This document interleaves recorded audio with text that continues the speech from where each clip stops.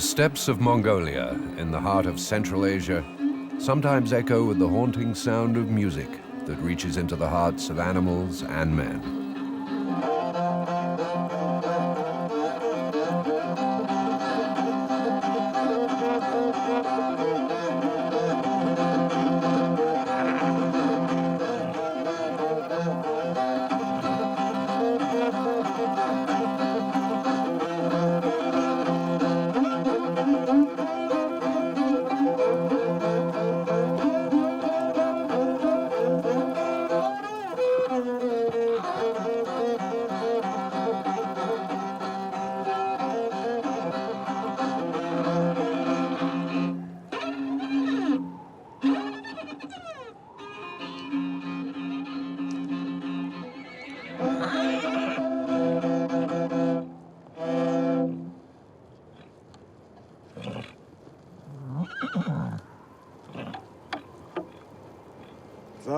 You see, Oito, it will be okay. You know the fiddle and the horse are linked by their souls. Your horse heard the song of my instrument. He'll get better now. Thank you, Ségur. I can tell he's starting to wake up. I hope he can join the other horses soon.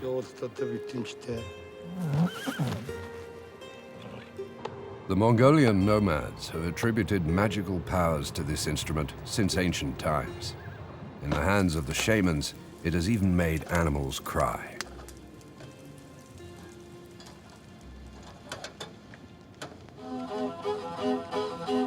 It's called the Morin Khuur, or horsehead fiddle. It's an ethnological treasure, but an endangered one. In 2003, UNESCO proclaimed it an intangible heritage of humanity. The lives of the nomads haven't changed much, but the music of the horsehead fiddle has been dying out. Only a few elders can still teach its unique beat.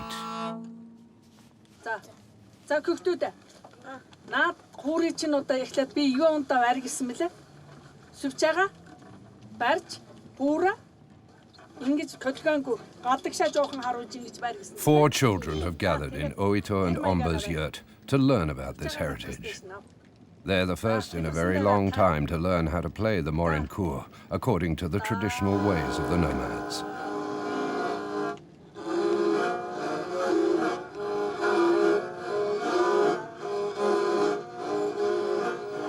Omba has this knowledge, which has always been transmitted orally without any written notation.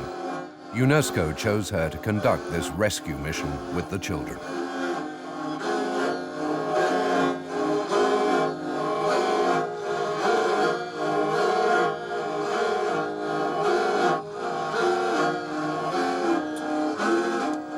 The four young students live in the nearby town of Ulangom. They're staying with Omba and Oito, a nomad family, to learn about the steppe, this untamed nature that has produced the sounds of the horsehead fiddle for centuries.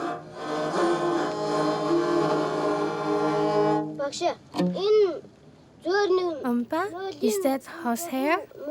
Yes, it's horsehair. Do you want to know why? I'll tell you the story.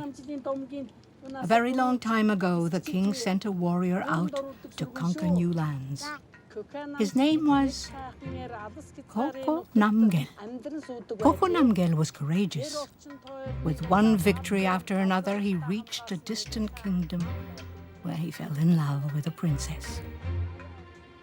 The years passed and he was happy, but one day the king summoned him back.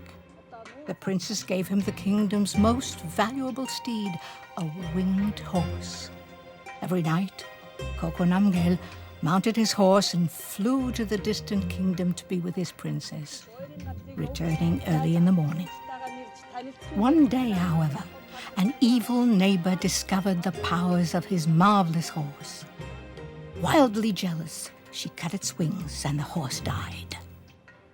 Koko Namgel discovered the lifeless body of his beloved companion. Overcome with sadness, he wept for a long time. He knew he would never see his princess again. he fashioned a marvelous fiddle from the horse's skin, bones, mane, and tail. This fiddle would immortalize the memory of his two lost loves, the magic horse and his beloved princess.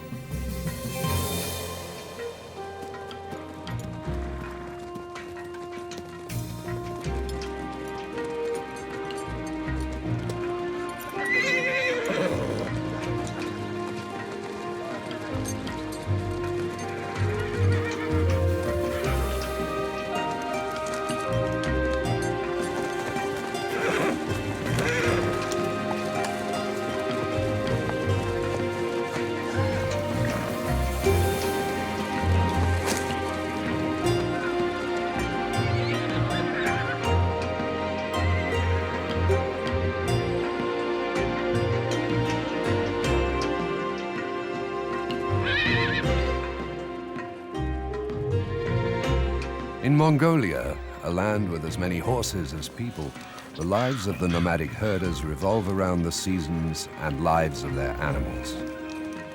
During the harsh winter, the horses roam free in the mountains. In the early days of spring, Oito rounds up the animals scattered among the last snowfields to bring them back to camp.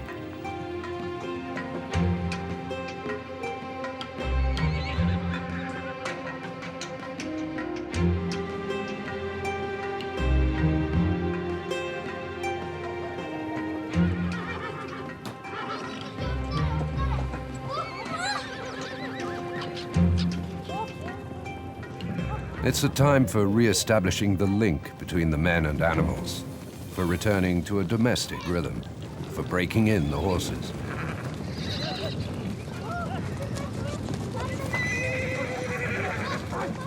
The sun has returned, life is reborn, but summer will be short.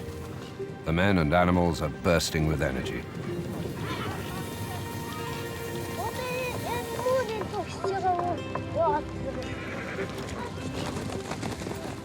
Oito uses this time to inspect each horse in his herd.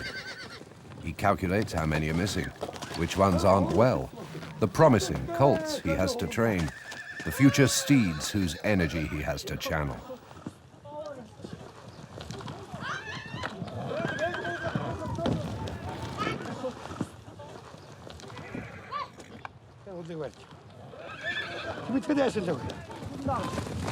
Oito and his family used the rough methods of their ancestors to corral these animals, high-spirited after months of freedom.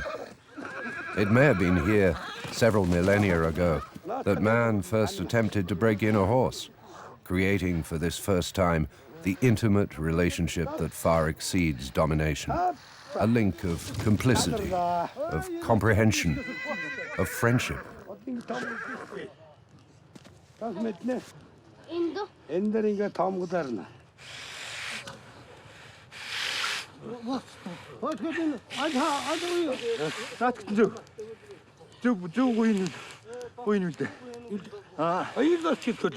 Today they're cutting the manes of the young horses. This ritual gesture echoes the first haircut boys get when they turn 5, an age when they no longer have to resemble girls to escape the evil eye of malicious spirits. The animals are branded and become part of the family.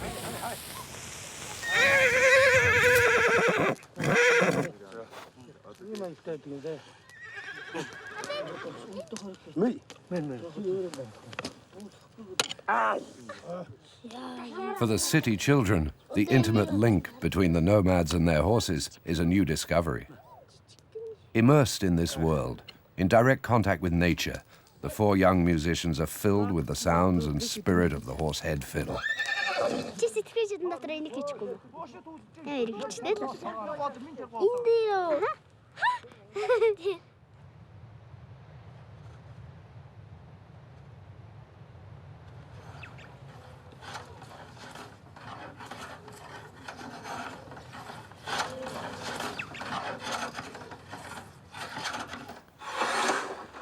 In his workshop, Ségur transmits the secrets of crafting horsehead fiddles to his grandson.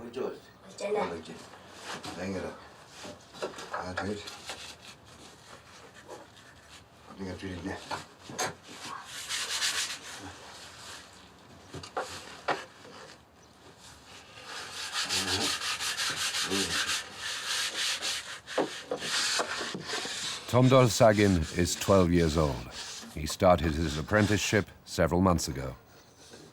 In the legend of Koko Namgel, the horsehead fiddle was created from the body of the dead animal.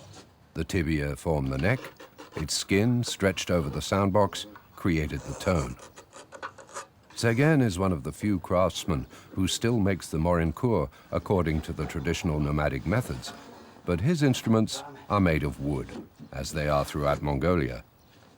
3 types of wood are used: soft larch for the soundbox, and harder birch and oak for the neck and the tuning pegs.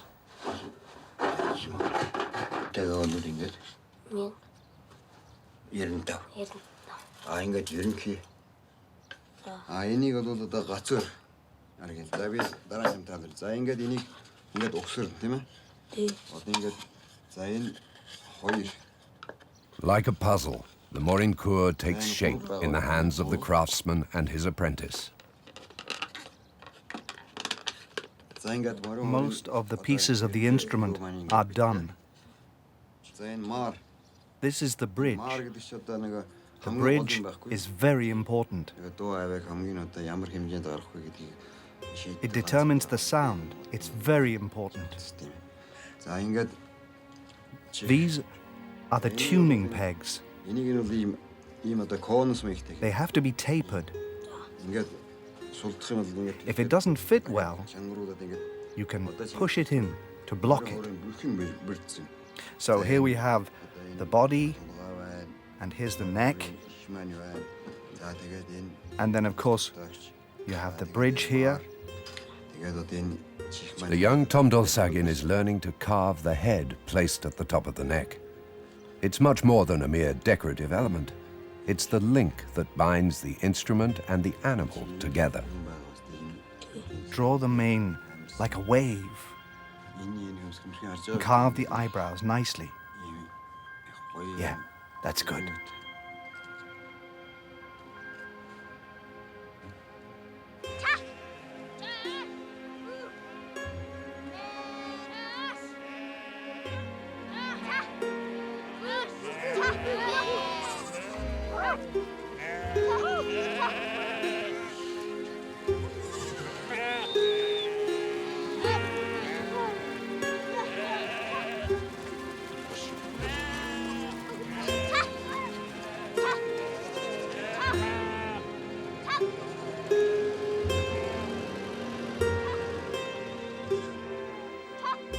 Today, Omba has a guest from Ulaanbaatar. Sonom Yudenbat is traveling throughout his country on behalf of the UNESCO's Intangible Heritage section to find people who can still transmit their knowledge of the ancient music.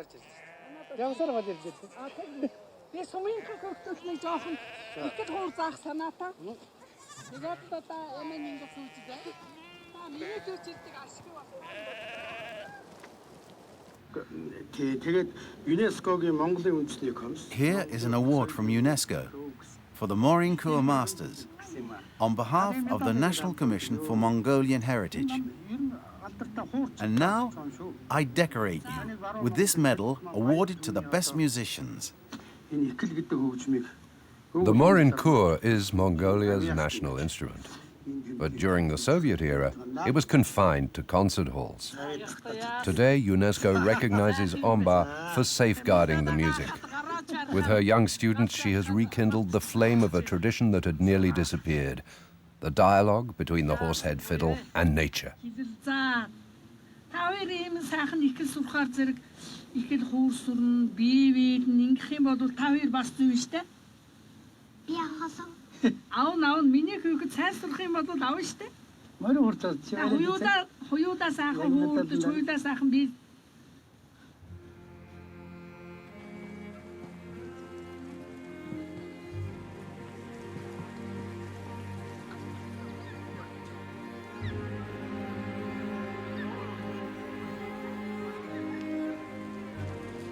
People say that the Morin Khuur can reproduce the voices of all the animals and all the sounds of nature, a rustling leaf, a creaking branch, water lapping over stones, and wind blowing in the grasslands.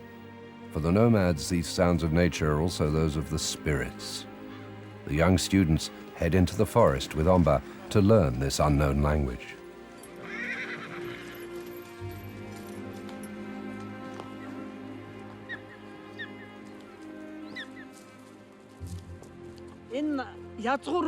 I learned the tradition from my ancestors, and now it's my turn to transmit it to you.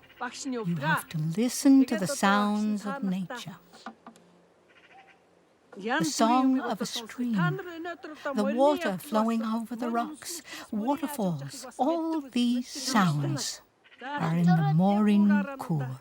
You came here by horse. You can recognize the sound of its gallop.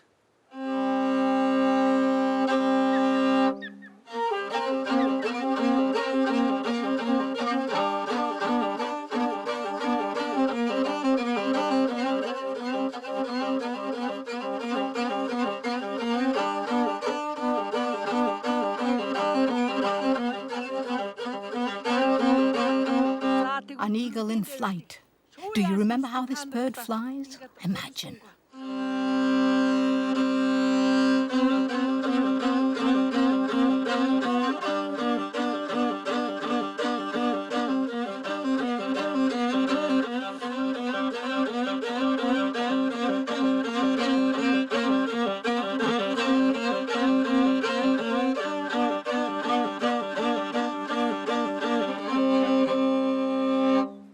Did you recognize it? Yes, we recognize it.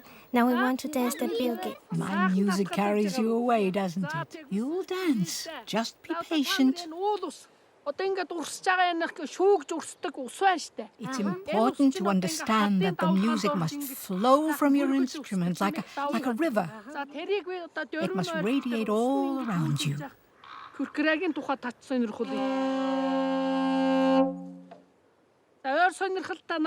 You can dance now. I'm going to play a piece you know well, the Proud Mass. Get ready.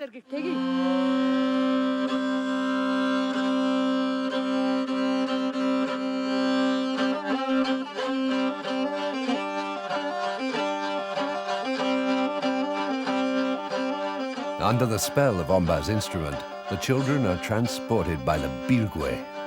This ancient dance combines the sounds and movements of animals with the everyday tasks of the nomads, churning the butter, breaking in the spirited horse, the slow stride of a camel, braiding ropes.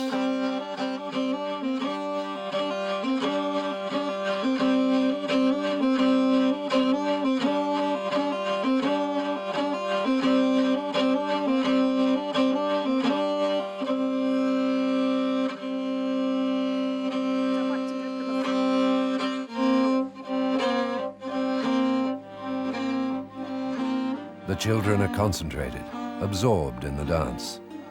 Here's the camel, placid and slow.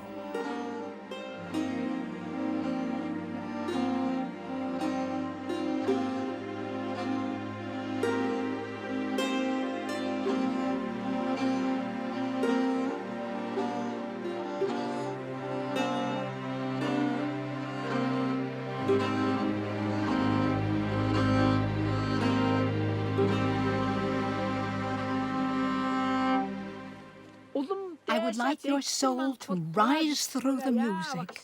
Thank you, Omba. Thank you for listening to me.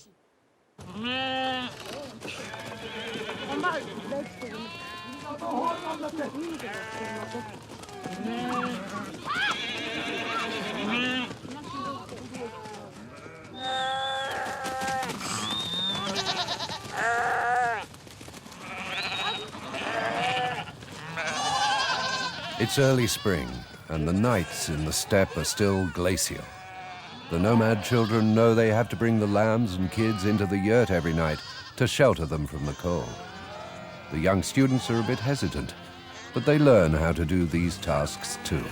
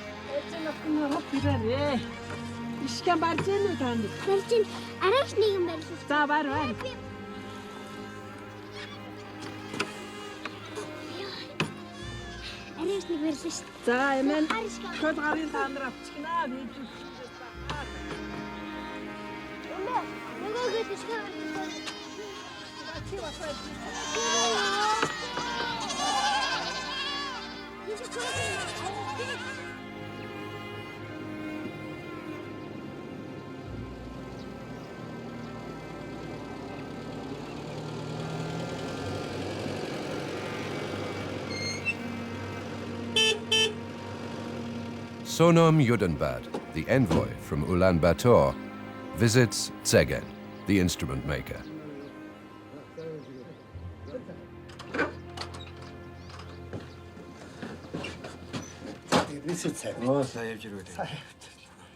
Are you doing well this season? Yes. And you? I'm here on behalf of UNESCO. Our students need Morin Khuurs for the performances. Do you have time to help us?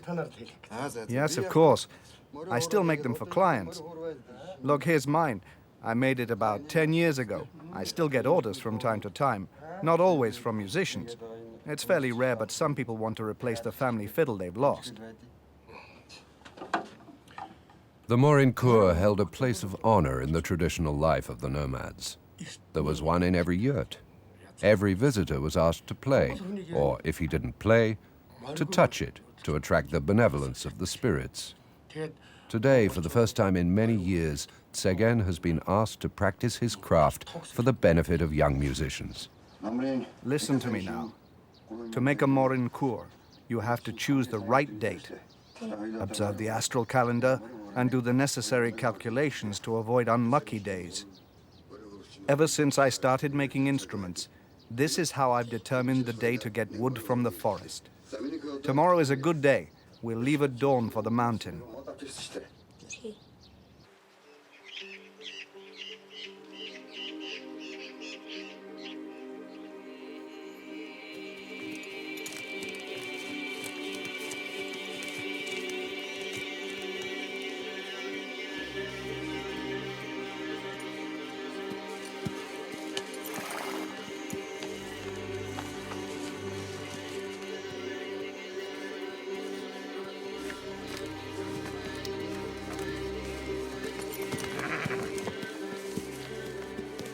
Tsegen and his young apprentice climb up to the larch trees to find the wood for their future instrument.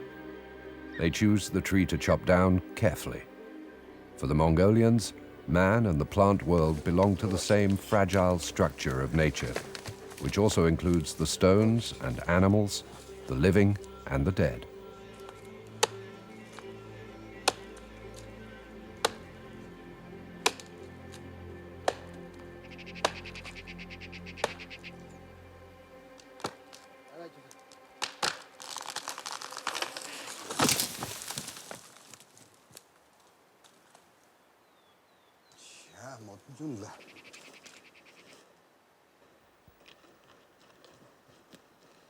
Tsegen knots the blue Buddhist katag around the trunk of the cut tree and recites a shaman's prayer.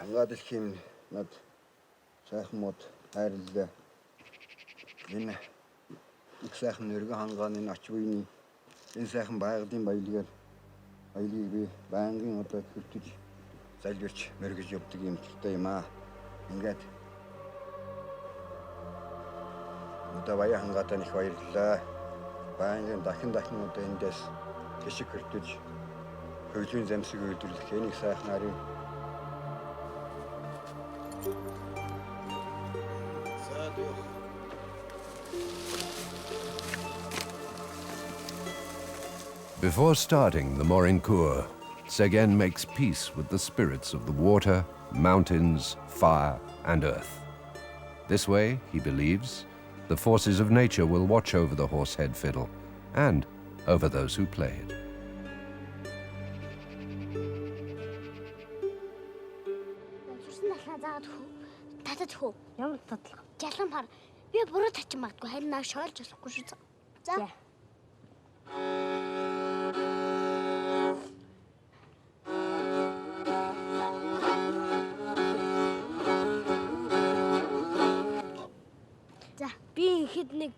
Мөргөл гэдэг нэг татлаг сурсан шүү дээ. За.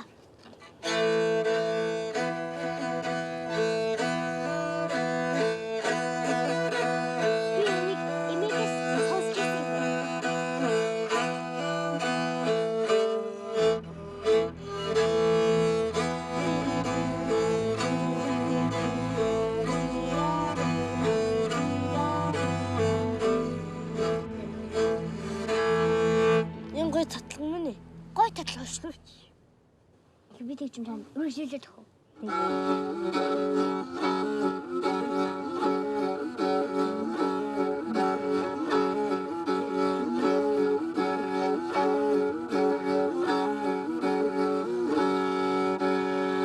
Гур болсон шүү заяа. За. Одоо нэг татал. Чэдэн залуу.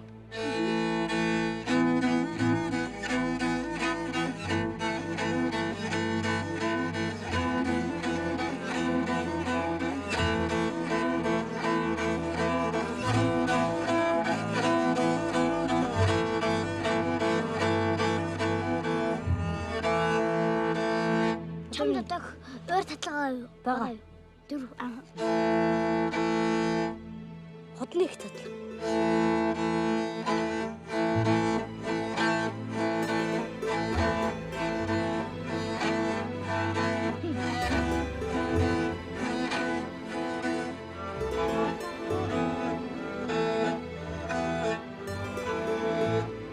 Гадиод харч нь хоёлаад гэлөө гарах.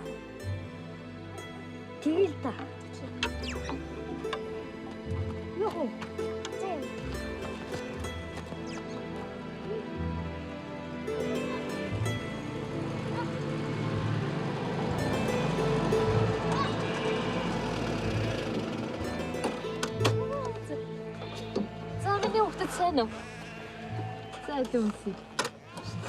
The students are making progress. The performance is getting closer. Altang Segseg, the director of the Ulangom Music School, visits the young musicians.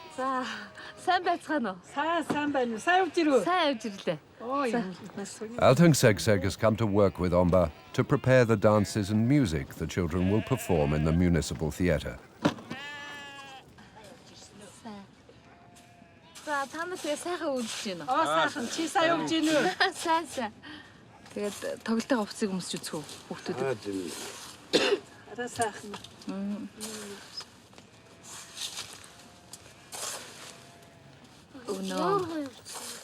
The young actors and musicians discover their costumes, made of bright colors and silk cloth.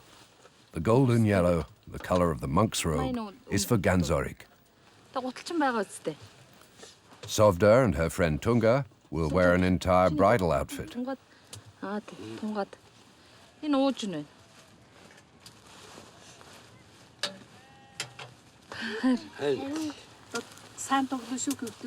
Ed Bea wears the traditional outfit of all the steppe nomads, a loose coat clinched at the waist by a bright belt.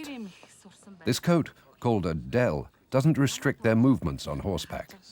They're common throughout all of Mongolia, sometimes worn over a pair of jeans or a fleece jacket.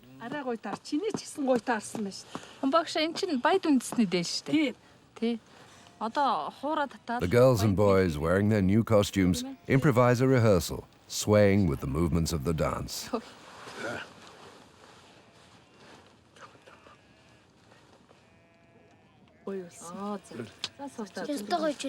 They're polishing up the dances, putting the final touches on the costumes.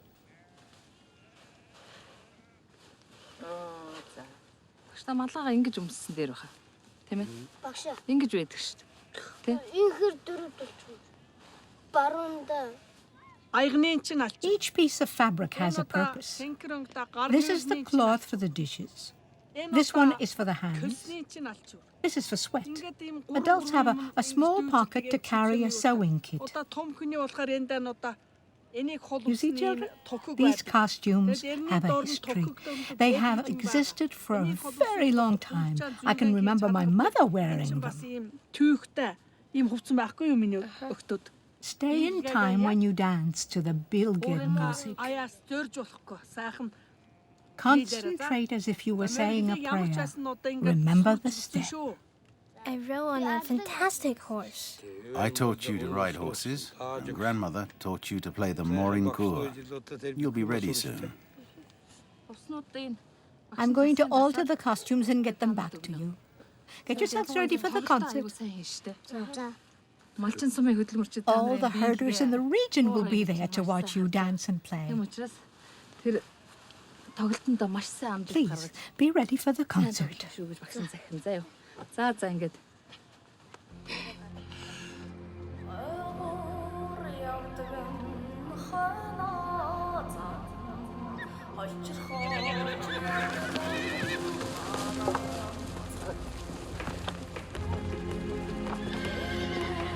Several legends tell of the birth of the Morin Khuur. In one of them, the instrument was created from the music the wind makes when it whips a horse's tail. The strings of the early instruments were always made of horsehair. 120 strands for the lower string and 80 for the higher. Today, most of the strings are synthetic, but Ségur remains true to tradition and returns to Oito's herd to obtain the raw materials he needs.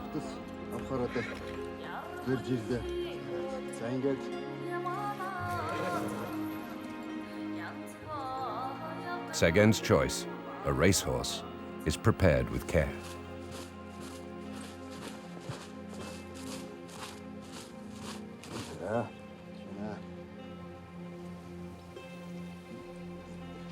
A bowl of ayrak, fermented horse's milk, is offered up to the spirit of the horse.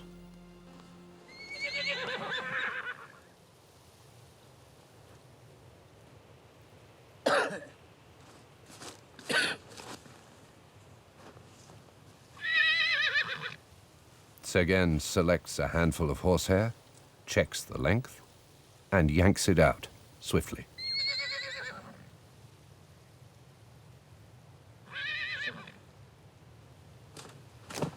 Soon this living material will transmit the horse's energy to the fiddle.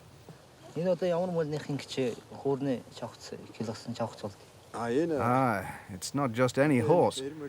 It has to be hair from a handsome racehorse. We then have to clean it and select the strands one by one, so they're all the same thickness. Like this. Look, touch it.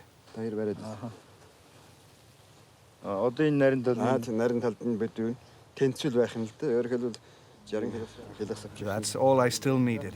Thank you for giving it to me. Goodbye. Thank you.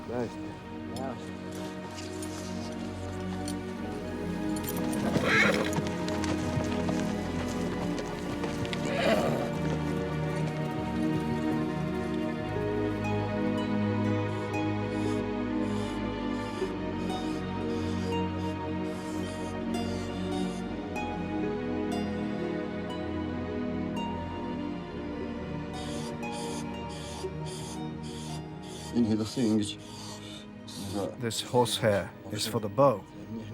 It must be very clean. It's almost done. It's clean. You see? Look at this one.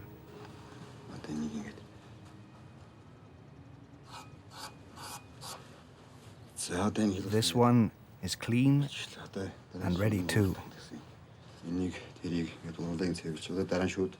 We can attach it to the instrument now. It's almost done.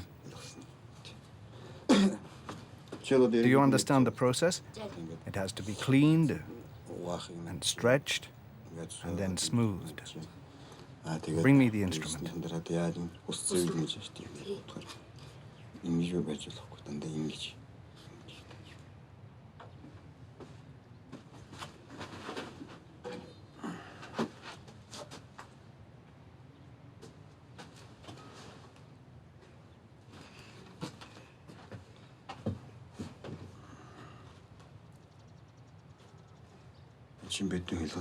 You place the horsehair like this. You see? Like that.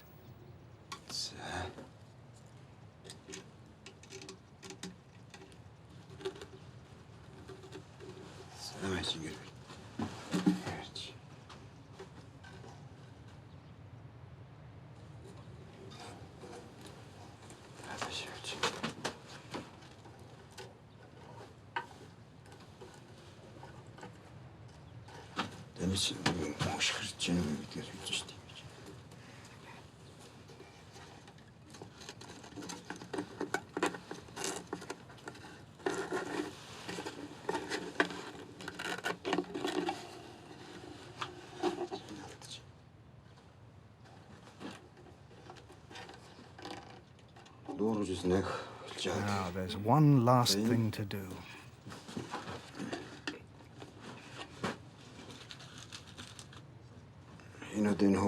The strings have to be coated with resin. Once the two strings are stretched tightly, the instrument is ready. It just has to be baptized.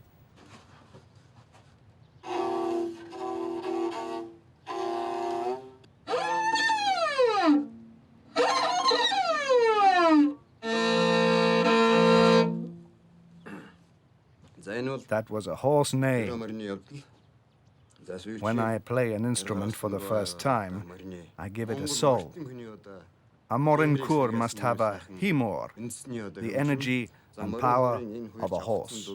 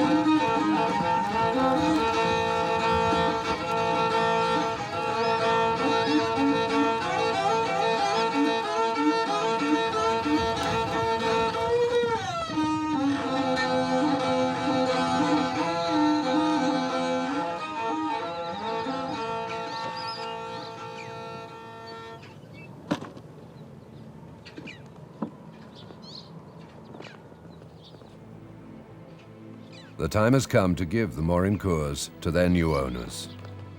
This morning, Ségur sets out for Omba's yurt to deliver the four instruments, riding over the light snow that fell in the night.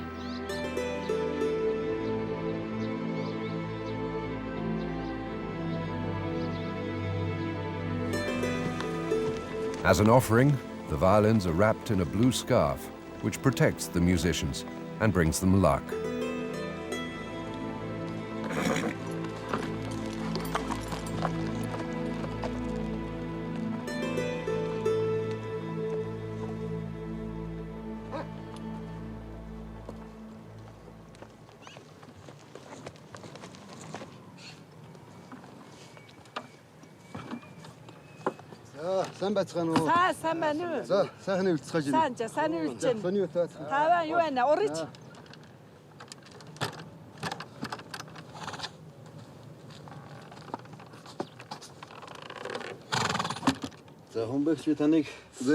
I have come to give you the 4 Morin Khuurs ordered by UNESCO. I made them for you. Here. Oh, it's wonderful. Wonderful. Thank you. Thank you so much. It's a very valuable gift these days. This instrument has become rare in the steppes. They're magnificent. Thank you very much. UNESCO protects traditions and cultures. The Morin Khuur and the long Mongolian song are recognized as a world heritage. The diphonic singing and the bilga dance may soon also be classified.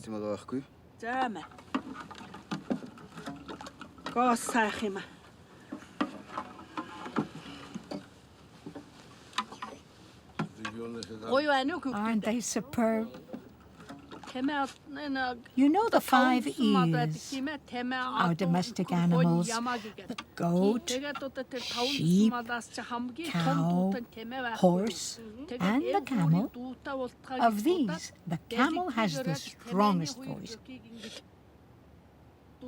and the bridge has its shape for a stronger tone. Энэ хоёр бүхэн, энэ толгой, энэ сүүл нь, энэ хоёр хөл нь.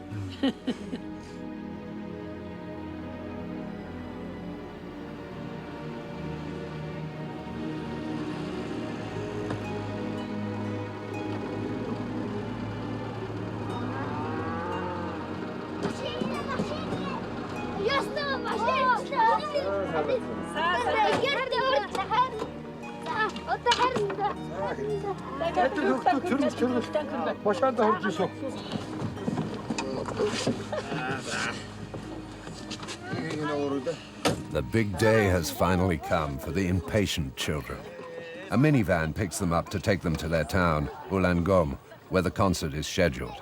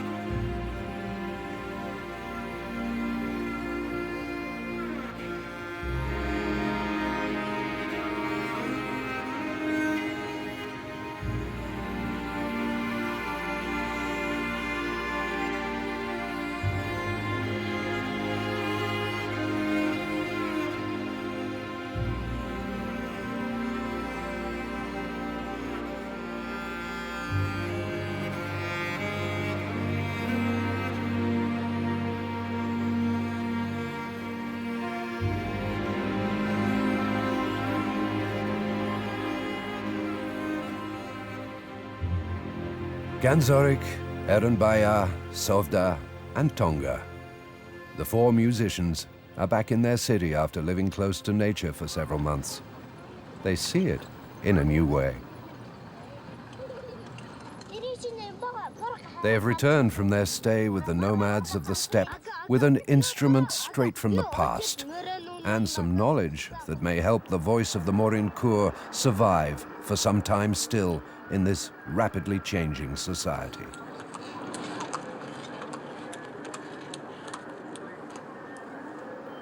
A few hours before the performance, the children arrive in front of the imposing Soviet-style theater.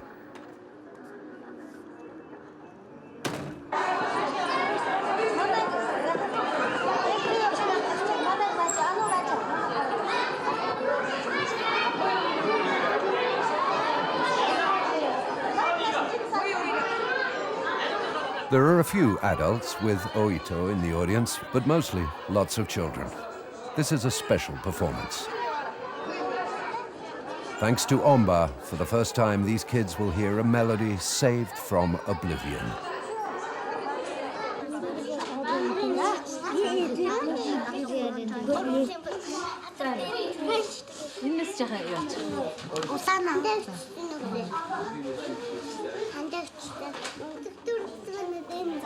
There are a few final touches backstage.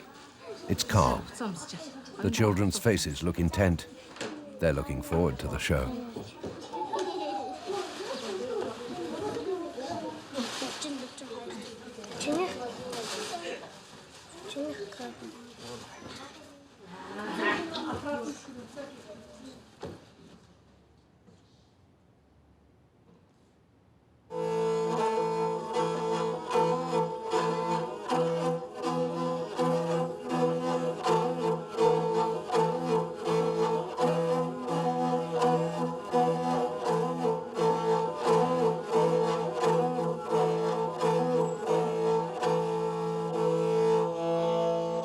On stage, Tunga and Erden Bayar are side by side, as when they were playing near Oito's yurt.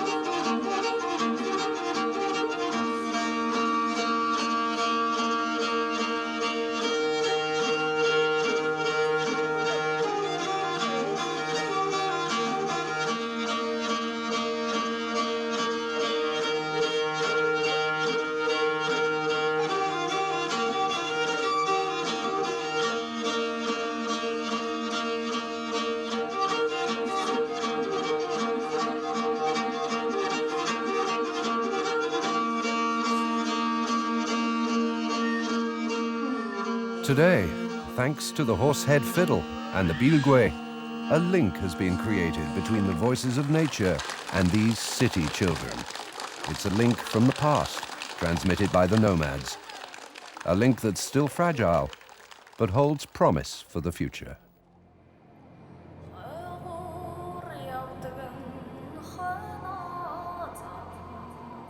Oito, Omba, and their families are returning home across the immense steppe. Strapped to the leading camel, the Morin Khuur travels with them as they migrate, just as during Genghis Khan's time. But behind her, Omba has planted a seed. In a small village in western Mongolia, young musicians are prepared to nurture the knowledge she has transmitted to them, so that the voice of the horsehead fiddle will not fall silent. A haunting voice, the expression of an intimate, unique link between a sublime nature and all those who share it, mankind, animals, and spirits.